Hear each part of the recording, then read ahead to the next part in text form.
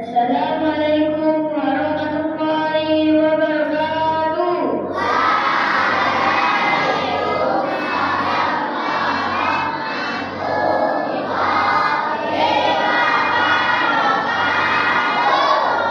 Bersama adik naik sepeda.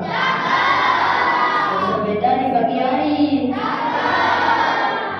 Kejujuran harus dijaga karena itu akhlak terpuji. Hari ini saya akan membahas tentang kejujuran. Kata jujur susah dipraktekkan pada kegiatan sehari-hari. Jujur bersumber dari hati yang beriman, iman yang bisa mengantarkan kejujuran. Allah berfirman dalam surah Al-Hujurat ayat 15 yang artinya, sesungguhnya orang-orang yang sebenarnya adalah mereka yang beriman kepada Allah SWT dan Rasulnya. Kemudian mereka ragu-ragu dan berjihad dengan harta dan jiwanya di jalan Allah. Mereka itulah orang-orang yang beriman bila ada seorang yang berhadapan dengan suatu hal atau kejadian lalu ia memperoleh gambar atau fenomena itu, maka hal itu disebut jujur dalam agama Islam. Jujur disebut siddiq. Semua hal baik termasuk syukur berasal dari hati yang dimiliki keindahan apabila setiap orang jujur kepada diri sendiri maupun orang lain. Hadis jujur adalah hendaklah jujur karena kejujuran membawa kebaikan. Orang yang jujur pasti benci kepada orang yang berdusta.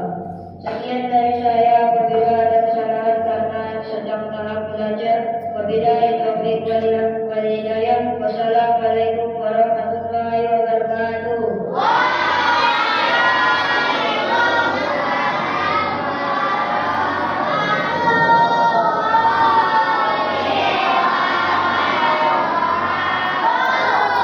Terima kasih untuk Pak yang menyampaikan tentang kejujuran itu penting atau enggak? Kalau tidak jujur disebut bohong. Kalau bohong sekali bohong akan berkali-kali bohong. Berkatalah jujur walaupun mati, ya. Jujur walaupun mati. Kepada Bang Ardi, kepada Bang Ardi waktu dan tempat dipersilakan.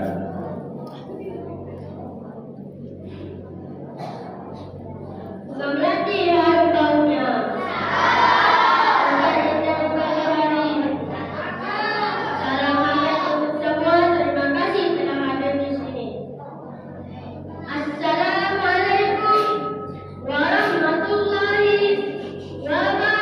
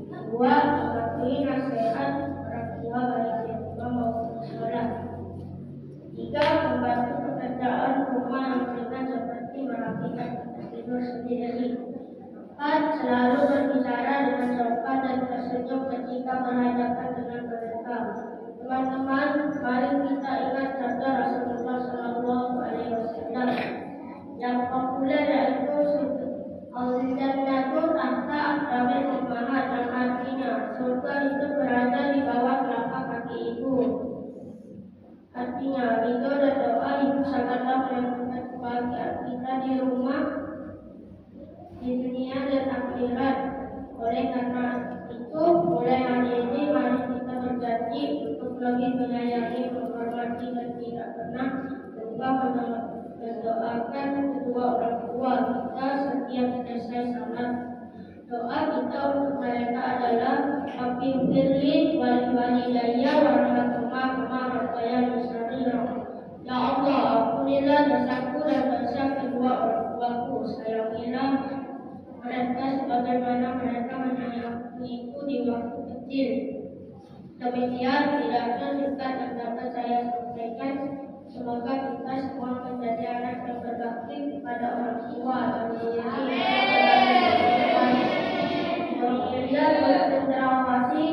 Sekian dan terima kasih. Wabillahi taufiq wal hidayah. Wassalamualaikum warahmatullahi wabarakatuh.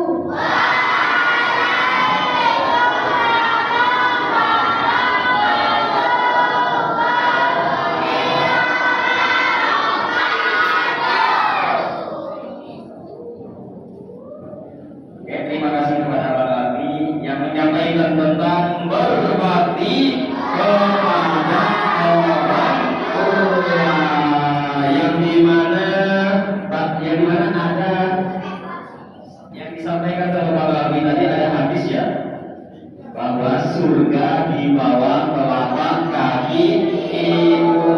Maksudnya bukan memang di kakinya ibu, bukan, tapi kita harus taat dan patuh kepada ibu dan bapak. Oke, kita lanjutkan kloter ketiga. Masih kuat yang lain? Kita dengarkan janjian ibu yang disampaikan oleh kakak Safia. Waktu dan tempat dipersilakan.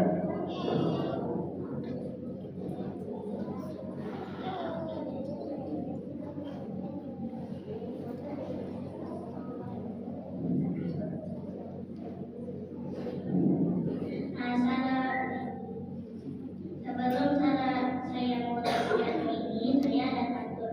Kalau ingin mempertemukan jelas di waktu hangat, kalau ingin mendapat rahmat, jawablah salam saya dengan hangat, dengan semangat. Assalamualaikum warahmatullahi wabarakatuh.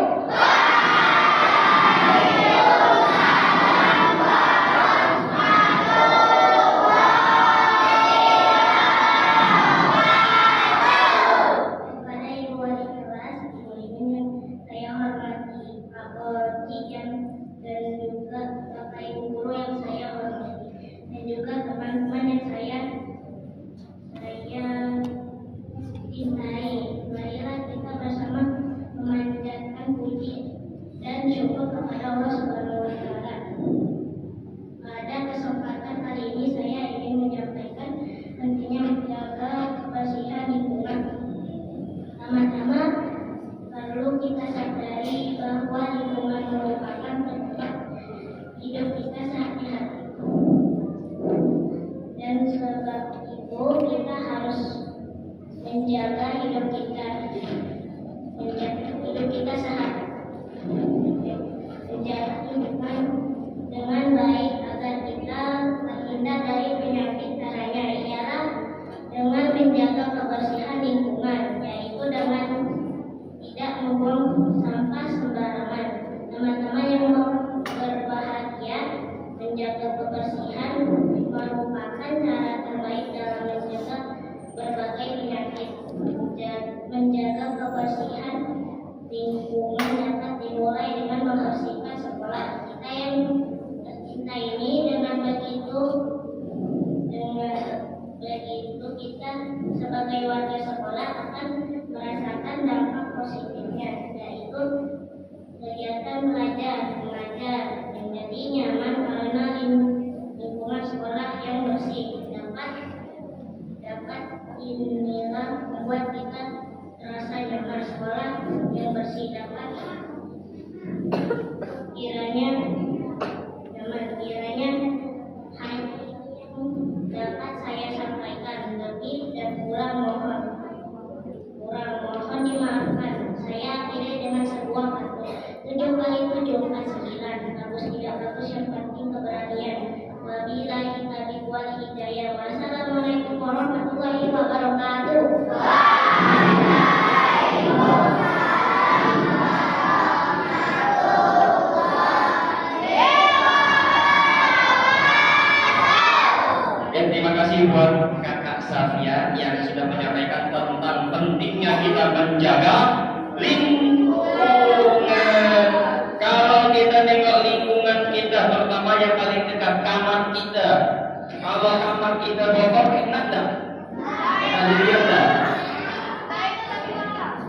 Tidak enak apalagi di sekolah. Kalau di sekolah banyak sampah bertampungan.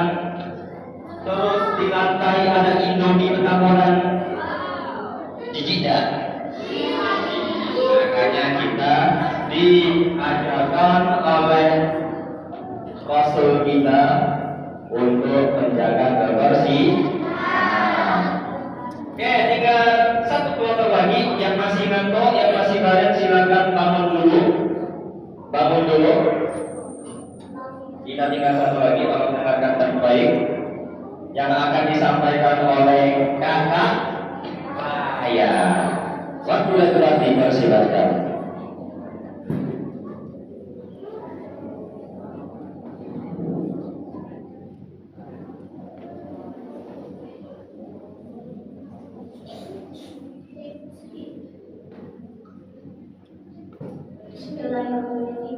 Air meriah pada tak dalam. Air menang menghanyutkan. Izinkan saya mengucapkan salam untuk para dewan guru dan teman-teman sekalian. Assalamualaikum warahmatullahi wabarakatuh.